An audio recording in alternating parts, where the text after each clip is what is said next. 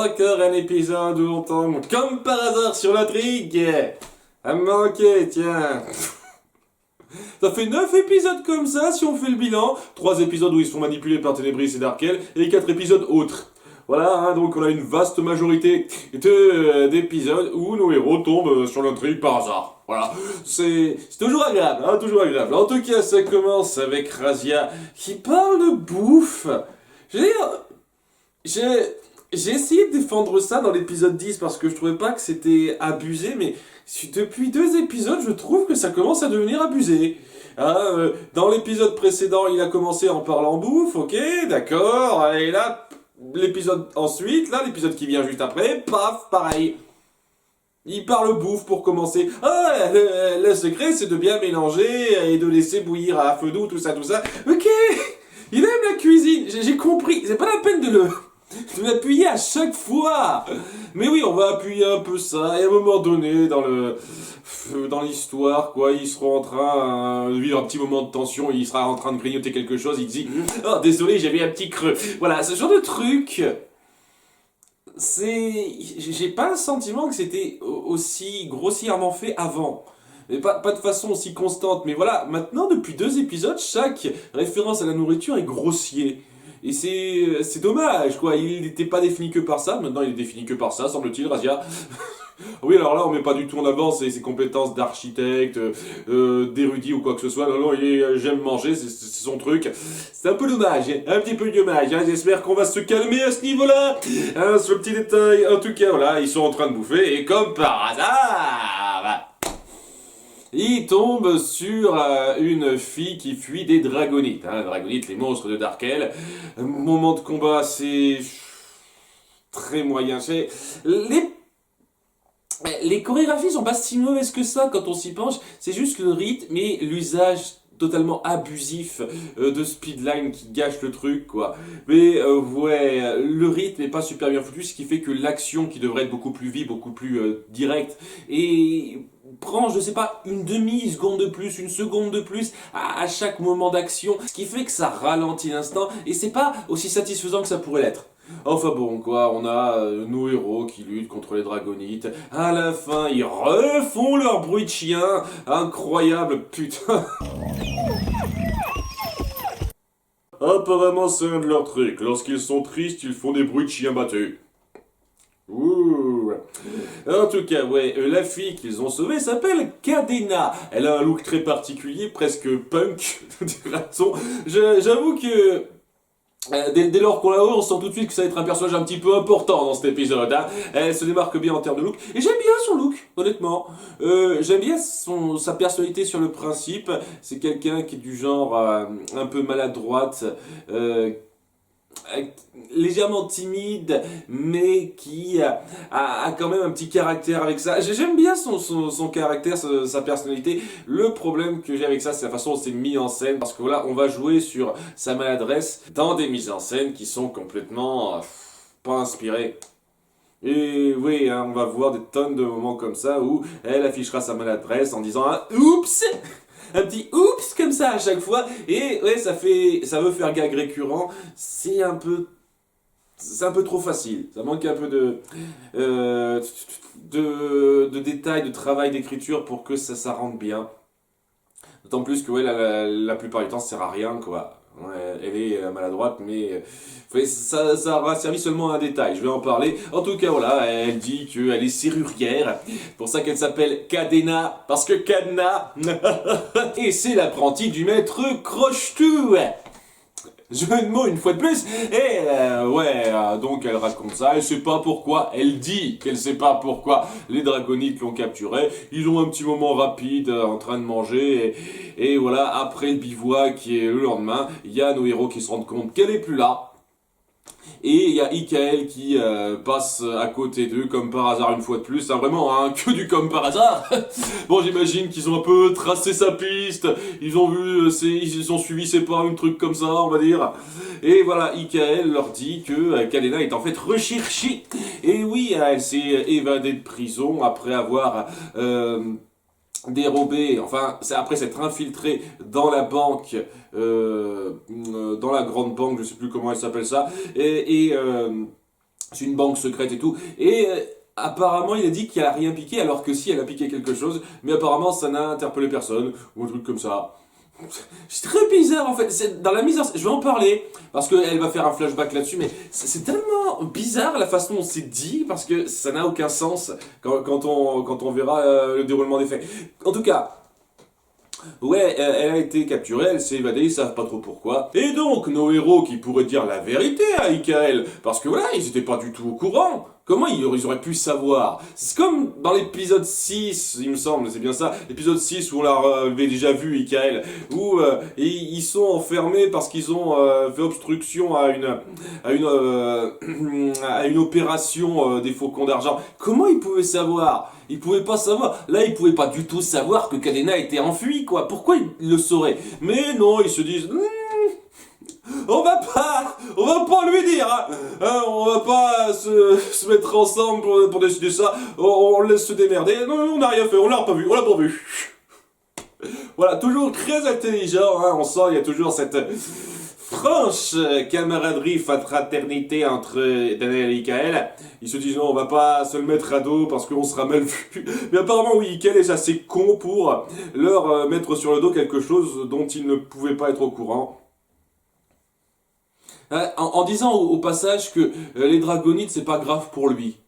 Il y a des dragonites qui sont dans le coin, ils s'en foutent. Hein, parce qu'ils ont parlé de dragonites, qu'il y a une attaque de dragonites, ils sont pas allés plus loin, les légendaires, mais ils s'en tapent royalement d'Ikael. Ce qui est important pour lui, c'est d'attraper une voleuse qui apparemment pour lui n'a rien piqué. C'est la priorité numéro 1. À nouveau, hein, c'est histoire d'appuyer aussi que les faucons d'argent sont du genre à ordre en premier, on s'en fout de ce qu'il y a à côté. Ça, j'avoue que ça essaye d'appuyer un peu ça, sans doute. Nos légendaires donc décident de pister la trace de Cadena à eux seuls, et il y a un moment très con où Griff essaye de pister son odeur, mais où il perd un peu sa trace, et Jadina voit une pancarte avec une clé écrite dessus, il se dit ouais, elle doit être par là, et ouais, elle est par là. Parce que le village où il y a sa serrurerie, parce que ça indique sa serrurerie, et il est forcément indiqué par une pancarte avec une clé dessus. Bien entendu, c'est évident. Mon cul. Sérieusement, mon cul. C'est quoi cette connerie? Oui. Et pourquoi elle retournerait à sa serrurerie? Enfin bon, je peux comprendre pourquoi, elle est pas du genre ultra réfléchie à Cadena, donc ça lui correspond bien, mais pourquoi Ikael penserait pas à chercher là, laisser des gardes dans le coin, un truc comme ça? Les faucons d'argent, vous êtes des nuls! Vous êtes des putains de branques, c'est dingue! Dans la BD aussi, c'est des branques les faucons d'argent, faut dire ce qui est. Donc, ouais, ça me surprend pas plus que ça, quoi. En tout cas... Nos légendaires se rendent donc à cette serrurerie où elle se retrouve, et elle entrepose donc une espèce d'amulette un peu particulière. Hein. On ne sait pas donc ce que c'est le truc qu'elle a volé à la banque, et nos légendaires lui retombent dessus. Il y a un passage qui est super mal foutu à nouveau en termes de mise en scène, où on voit qu'elle a le pouvoir de se démultiplier. Voilà, c'est bizarre, quoi. Ah, bon, c'est incroyable, elle peut se multiplier comme ça à volonté, c'est quoi ce délire? Et donc, oui, en gros, elle crée des clones d'elle-même, elle peut décider quel clone peut être la vraie elle-même. Hein, j'imagine que c'est ça. Et ouais, donc, nos légendaires se séparent un petit peu pour en prendre une chacun. Et ouais, c'est mou la mise en scène, c'est tellement mou. Vous pourriez faire quelque chose de plus vif que ça, c'est vraiment dommage. En tout cas, voilà, au bout d'un moment, elle finit par à nouveau faire sa maladroite et s'assommer elle-même en faisant tomber des objets. Donc voilà, elle assomme la vraie version d'elle-même, donc les versions modifiées se changent, disparaissent. Et là, maintenant, nos légendaires l'ont capturé. Contrairement à ce croix dans l'épisode précédent, ils l'ont saucissonné, hein, ils l'ont ficelé avec des cadenas, histoire de dire « Ah, t'es serrurière, on va faire un truc qui est en lien avec ta fonction !»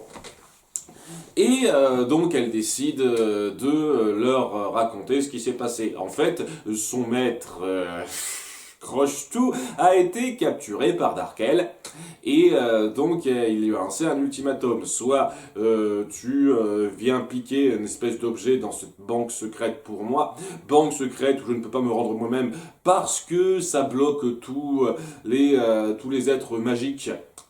Donc voilà, je peux pas entrer. Ma fille n'est pas un être magique, elle aurait pu y entrer. Mes dragonites sont techniquement des monstres, même s'ils sont créés par magie, ils ont pas de magie ou quoi que ce soit, donc ça devrait marcher. Mais non, non, non, non, non. Il faut qu'il fasse appel à des serruriers, parce que merde. Excusez-moi, ça détail. Donc. Elle raconte qu'elle a dû faire ça pour pouvoir aider son maître et elle a été maladroite à la fin quand elle a pris l'amulette en question, l'amulette de multiplication comme ça qu'elle s'appelle, et elle a trébuché, elle a brisé légèrement le collier en trébuchant, ce qui fait que les pouvoirs magiques du collier sont entrés en elle, ce qui sert à rien au passage. Je veux dire, ça amène un tout petit peu de mise en scène pour présenter le collier au début, mais honnêtement, le pouvoir du collier serait pas entré en elle ou un truc comme ça, et elle aurait expliqué la situation sans cette mise en scène où elle se multipliait au début, ce serait pareil. Mais non, il fallait qu'on appuie ça pour X raisons, parce que grâce à ça, maintenant, on met un petit peu en avance les pouvoirs de ce collier. C'est un peu la seule chose à quoi ça sert, Et donc, en trébuchant et en cassant le collier, elle s'est aussi assommée, et c'est pour ça qu'elle a été repérée à l'intérieur de cette banque secrète, et qu'elle a été enfermée, avec le collier sur elle. En tout cas, je sais pas, peut-être que j'ai pas fait gaffe, peut-être qu'elle l'a récupéré après, mais il me semble qu'elle avait le collier sur elle. Le collier a un petit peu cassé, quoi, il manque un petit bout qui est resté dans la salle des coffres. Ils ont pas pensé à faire de fouilles, les faucons d'argent, Ils ont pas fait gaffe au fait qu'il y avait un collier qui avait disparu. Ah non, mais à nouveau, je le dis, il le dit au légendaire, et il n'y avait rien volé dans cette banque, c'est bizarre, alors que si, il y a ce collier qui était à son cou. Tiens, il y a personne qui est venu faire une espèce d'inventaire, personne se charge sur nos trucs. C'est quoi cette merde? Ils ont pas fait gaffe à ça. Oh punaise. Et ouais, ils lui ont lancé son collier, ils se sont dit, ouais, c'est un collier perso, on va pas vérifier. C'est un petit collier à elle, il appartient pas à la salle des coffres, merde. Et s'ensuit donc moment où elle s'excuse, elle voulait vraiment faire ça pour son père. Elle montre rapidement qu'elle s'y connaît vraiment super bien en crochetage et donc elle peut se libérer de ses chaînes. En dépit du fait qu'elle a les mains totalement liées, elle peut pas bouger mais elle peut se libérer.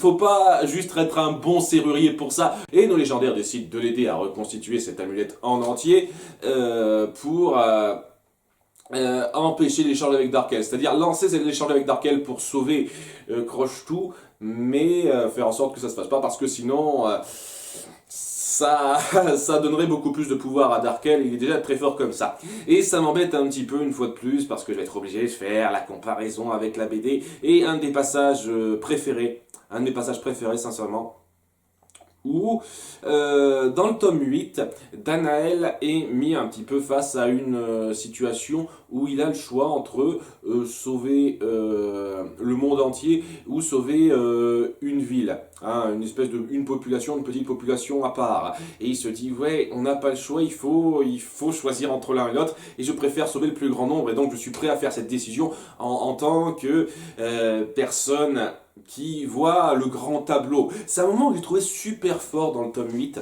qui montre qu'on a affaire à des dilemmes qui sont pas forcément chevaleresques, je dois sauver tout le monde, je m'en fiche des risques, s'il faut sacrifier quelques personnes pour pouvoir sauver la très très vaste majorité, je suis prêt à le faire. C'est quelque chose de très fort et qui montre que c'est pas juste le chevalier preux et noble à 100%, comme quoi il doit faire des concessions qui peuvent être très dures. Il y a quelque chose de très similaire aussi dans le tome 2, où nos légendaires sont prêts à mourir, vraiment, pour inverser les effets de l'accident Jovenia, qui est super grave. À nouveau, ce serait cool qu'on l'explique. Pourquoi c'est super grave. Ouais, il y a, même si Danaël, ça l'attriste de voir ses compagnons mourir les uns à la suite des autres, il se dit, il faut que je continue, parce que même si ça m'attriste, etc., on a une mission importante à remplir, et c'est plus important que notre sort à nous. C'est quelqu'un qui est prêt à tellement de choses, se sacrifier lui-même, et quand il est face à un choix, sacrifier le moins de personnes pour en sauver le plus grand nombre. C'est quelqu'un de complexe comme ça, Daniel. C'est pas juste le prof chevalier. C'est pour ça que j'aime beaucoup ce personnage et que j'ai trouvé qu'il était superbement étoffé dans le tome 8. Là, non, hein, oui, il y a un gars qui est en danger, on pèse pas le pour et le contre, on suit. Et à chaque fois, ça a toujours été ça, quoi. Bon, ils ont jamais été particulièrement mis dans une situation de dilemme de ce genre-là, mais là, c'est une situation de dilemme de ce genre-là.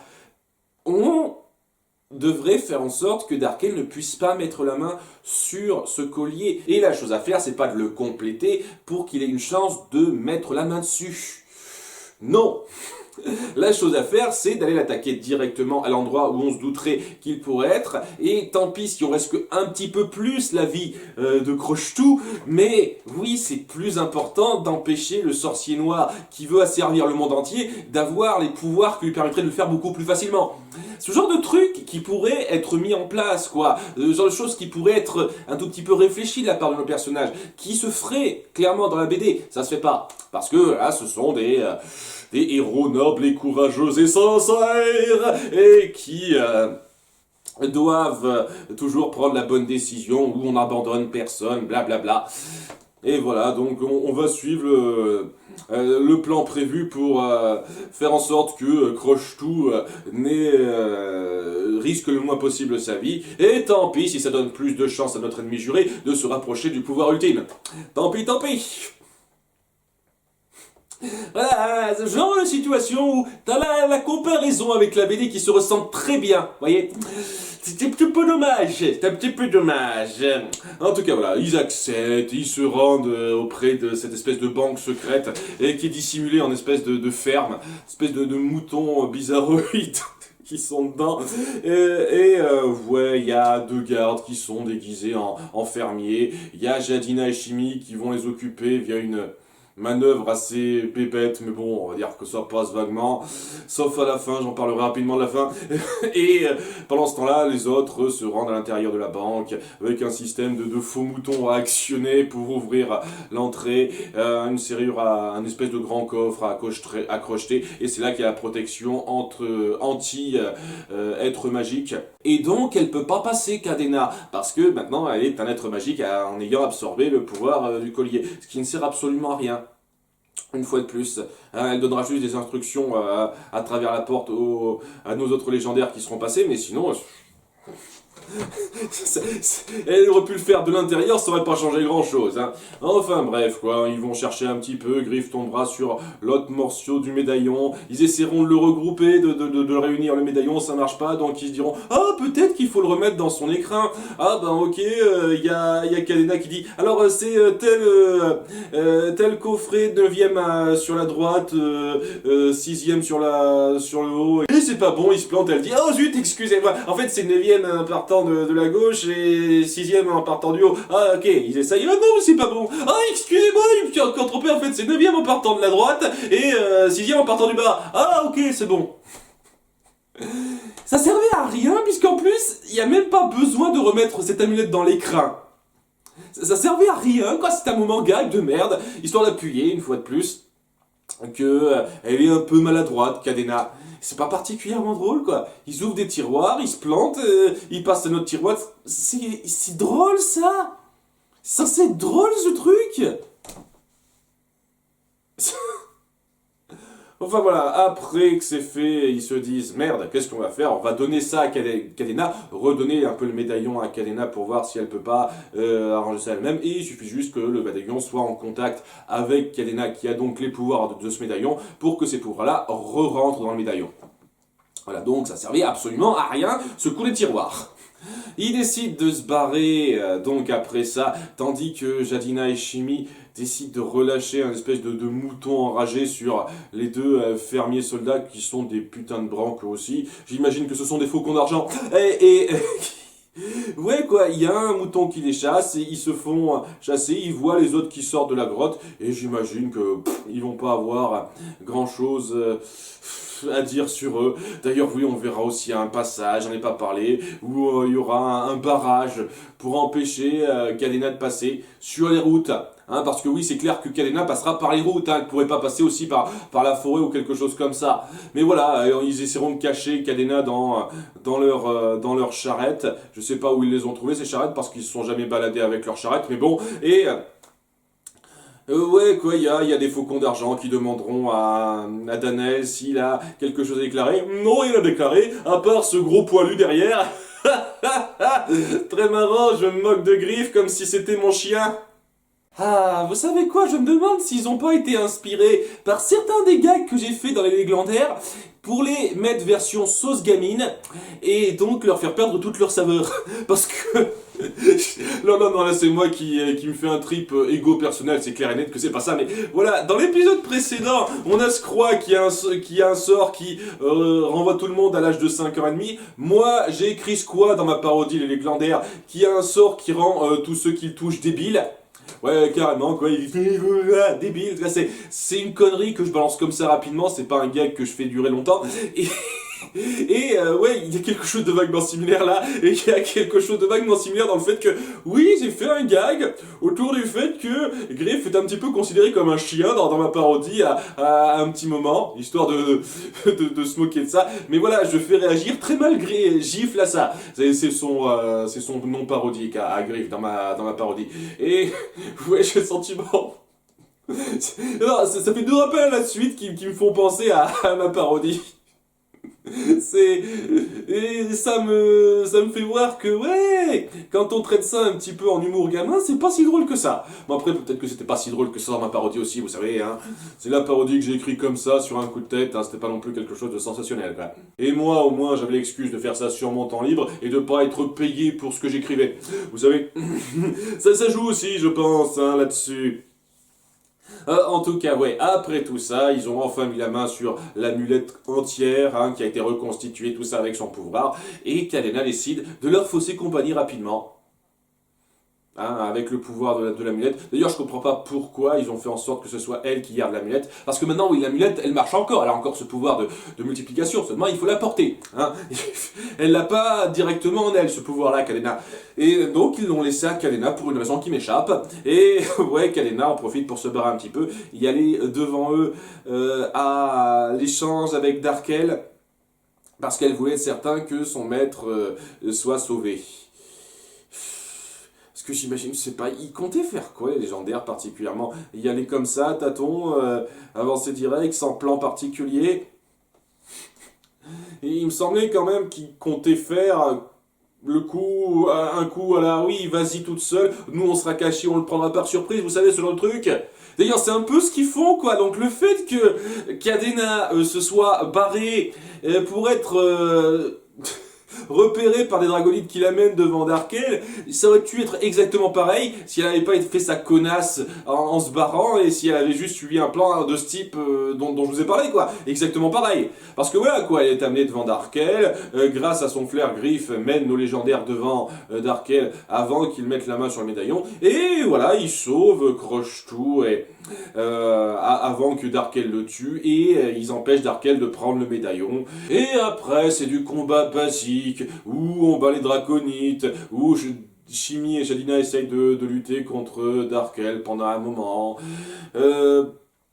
Il y a un moment donné, Danaël met le médaillon pour être plusieurs à se battre contre des dragonites, mais après ce sera Jadina qui se verra passer le collier par Cadena, hein, qui fera aussi sa maladroite pour rien, parce qu'en lui jetant le collier, elle trébuche, et ouais quoi, elle reçoit quand même le collier, Jadina. Donc ça servait à quoi qu'elle trébuche? Là aussi, ça me rappelle un truc que j'ai fait. Alors, je pense pas une seule seconde, une fois de plus, que ce soit vraiment inspiré de ma parodie, mais j'ai écrit une parodie de personnage dont le trait principal est d'être un gros maladroit. Seulement, sa maladresse, ça a amené à quelque chose, vous voyez? Genre des trucs super graves. Parce que, voilà, c'est de la parodie un peu un peu osée, hein, que je faisais. Hein, un petit peu osée, cette parodie. Donc... Ouais, là, elle est maladroite pour être maladroite à plusieurs moments, et c'est dommage, parce que j'ai rien contre ce trait de caractère, enfin, ce trait caractéristique, s'il est bien employé, mais c'est pas le cas, malheureusement. Enfin bon, voilà, Jalina met le collier, elle arrive à battre Darkel via, une fois de plus, un rythme beaucoup trop cassé, parce qu'il y avait besoin de remplir les 20 minutes, j'ai le sentiment. Enfin, on accélérerait l'image, je vous jure, ça donnerait déjà quelque chose de plus prenant à suivre. Malheureusement, c'est pas le cas. Et, ouais, quoi, elle utilise son bâton aigle pour faire quelque chose de différent. J'imagine qu'elle pouvait pas le faire quand elle était toute seule, mais là, maintenant qu'elle est multipliée, elle arrive à faire une espèce de tornade qui met un petit peu tout le monde KO, enfin finit de mettre un peu tout le monde KO, et ouais, elle déstabilise Darkel, et après ils se disent, on le laisse tout seul. On n'essaye pas de le mettre hors d'état de nuire ou quoi que ce soit, ce serait une bonne occasion, je veux dire, il est tout seul, ses dragonites sont battus, on a l'avantage de l'amulette avec nous, allons-y. Voilà, mais non, on le laisse tout seul, à fulminer, ah, vous m'énervez légendaire, mon pouvoir, mon amulette, et il se barre. C'est les légendaires qui se barrent, hein. C'est pas Darkel qui fait un sort à con pour s'échapper rapidement, histoire de dire ah on se retrouvera ou quoi que ce soit, il se barre. Alors c'est ce que j'aime pas aussi dans la mise en scène de certains trucs, dans beaucoup de séries, c'est pas la seule à ce niveau-là, où si on sait très bien qu'ils veulent faire en sorte que le méchant revienne, parce que voilà, c'est le méchant un peu iconique, donc il doit revenir à plusieurs moments, régulièrement. Donc on peut pas le capturer, mettre hors d'état de nuire comme ça dans un combat. Et on le laisse partir. Et le truc par rapport à ça, c'est que oui, ça peut être fait acceptablement quand on crée des situations où c'est lui qui se barre et qui ne permet pas à ce qu'on le capture. Quand c'est comme ça, où il est un petit peu à la merci des légendaires légèrement, ils font rien, ils se barrent, ça fait un peu chier. Voilà, c'est le petit détail. En tout cas, voilà, ça se termine avec nos légendaires qui ont sauvé la situation. Darkel qui, une fois de plus, n'essaiera plus de s'en prendre à Crochetou et à Cadena, j'imagine. Hein. Alors que bon, hein, il pourrait refaire ça. Les légendaires vont pas être tout le temps sur leur basque. Mais bon, je suppose que si ça devait arriver, ils retomberaient là-dessus comme par hasard pour empêcher les choses. J'imagine. Et ouais quoi, on rend l'amulette à Ikal et les faucons d'argent, on explique la situation, et il y a aucune rancune. Genre, ils se sont fait repérer à plusieurs moments par les faucons d'argent en enfreignant les lois, et ils se disent, ok. Je veux dire, Cadena, elle va être incarcérée un petit moment, mais on va plaider en sa faveur parce qu'elle avait des circonstances très atténuantes, elle a fait quelques actes un petit peu pour se faire pardonner, mais le légendaire, vous pouvez partir, il n'y a pas de problème. Quand vous avez saboté de façon totalement involontaire une opération secrète, je vous ai mis à enfermer. Là par contre, vous avez participé volontairement à du haut vol, à garder une évadée, etc. avec vous. C'est pas grave, il n'y a pas de problème. Deux poids deux mesures, hein. Et voilà, ça se termine sur le légendaire qui repartent sur les grands chemins, tout ça, tout ça. J'avais envie d'apprécier cet épisode parce que j'apprécie beaucoup le personnage de Kalena sur le principe. On a mal géré son caractère, c'est très caractéristique, ce qui fait qu'elle n'a pas beaucoup de saveur par rapport à ce qu'elle promettait, malheureusement. Et à côté de ça, c'est trop... C'est trop grossier, beaucoup trop grossier dans la façon dont les événements s'enchaînent, se mettent en place pour que j'apprécie. Voilà, il était assez médiocre cet épisode, et une fois de plus, il aurait pu promettre plus. Comme d'hab. Pas bientôt pour l'épisode suivant, parce que va y avoir une petite période durant cette fin de mois d'octobre où je vais faire une petite pause sur mes vidéos sur cette chaîne et travailler un petit peu sur mes vidéos sur mon autre chaîne que j'ai un peu trop délaissé autour des traductions du sous-titrage de vidéos du Nostalgia Critique surtout, et donc je vais avoir une petite période de 10-15 jours où je ne sortirai pas de vidéos hors Disneyfile, et même là il va y avoir un truc un peu particulier, vous verrez un petit peu, j'en parlerai dans ma mise au point de début de mois de novembre. En tout cas voilà, vous aurez pas la suite des réacs sur les légendaires tout de suite, vous aurez une petite vidéo jeudi ou vendredi pour vous préparer aux réacs qui vont suivre, parce que bon il reste que 10 épisodes de la série. Alors, en tous les cas, oui, vous allez avoir une petite pause dans la sortie de ces vidéos-là. J'espère que vous me pardonnerez un petit peu ça. À bientôt, néanmoins, dans pas trop longtemps pour la suite tout de même. Merci, au revoir.